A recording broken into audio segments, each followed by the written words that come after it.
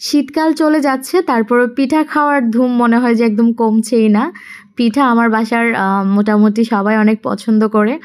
তো শীতকালীন সবজি দিয়ে কিন্তু বিভিন্ন টাইপের পিঠা বানানো যায়, ঝাল পিঠা। তো আজকে এখানে আমি বানাচ্ছি বাঁধাকপির পুলি। কড়াইতে তেল গরম করতে দিয়ে দিলাম পেঁয়াজ কুচি। পেঁয়াজগুলোকে হালকা করে ভেজে নেওয়ার পরে আমি এখানে দিয়ে দিব লবণ। আর লবণটা দেওয়ার পরে পেঁয়াজটা অনেকটা নরম হয়ে যায়, নতুবা সফট হতে চায় না পেঁয়াজগুলো খুব সহজে। এবার আরেকটু ভালো মতো নাড়াচাড়া করে দেন আমি এখানে বাঁধাকপি ধুয়ে তারপরে আমি কুচিয়ে রেখেছিলাম, এখানে দিয়ে দিলাম কুচানো বাঁধাকপি।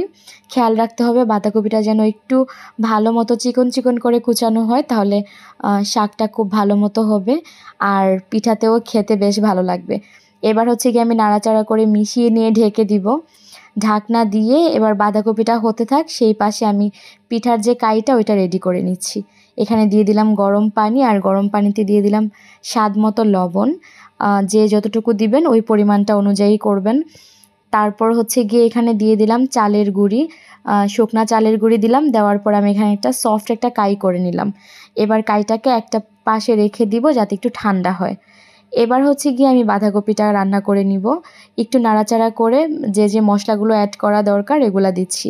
এখানে দিয়ে দিব হচ্ছে গিয়ে হলুদের গুঁড়া, আর সেই সাথে একটা পেস্ট করে রেখেছিলাম ওই পেস্টটাও দিব। তার আগে সামান্য পরিমাণ মরিচের গুঁড়া দিলাম। পেস্ট এখানে নিচ্ছি আদা, জিরা আর হচ্ছে গিয়ে গোলমরিচ, আর প্রায় 2 টুকরোর মতো দারচিনি। আর বাঁধাকপি ফুলকপিতে দারচিনি না দিলে খাওয়া যায় না, টেস্ট একদমই ভালো হয় না। তো এখানে আমি এভাবে নাড়াচাড়া করে দেন হচ্ছে গিয়ে শাকটাকে আরও 5-7 মিনিটের মতো রান্না করে নিয়ে এই যে একদম রেডি হয়ে গেল।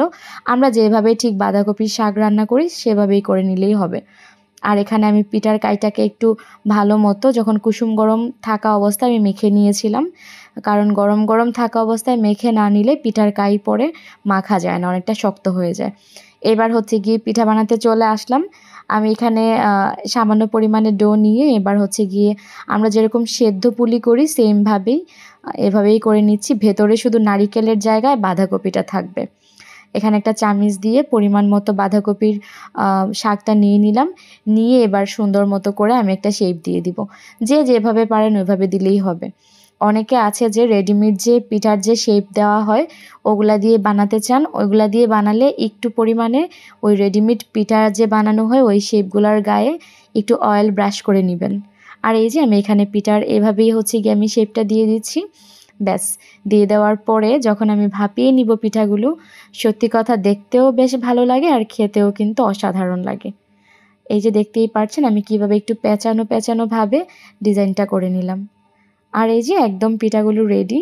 আর অন্য যে কোনো পুলি পিঠার চাইতে এই পিঠাটা একদমই ডিফারেন্ট হয়ে খেতে যথেষ্ট ভালো লাগে।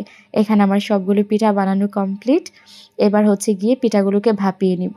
প্রায় 15 থেকে 20 মিনিটের মতো ভাপিয়ে নিলে একদম রেডি হয়ে যাবে আমার বাঁধাকপির পুর ভরা পুলি পিঠা। বাঁধাকপির পুলিও বলা যায়। তো আজকে এই পর্যন্তই। ভালো লাগলে পাশে থেকে শেয়ার করবেন।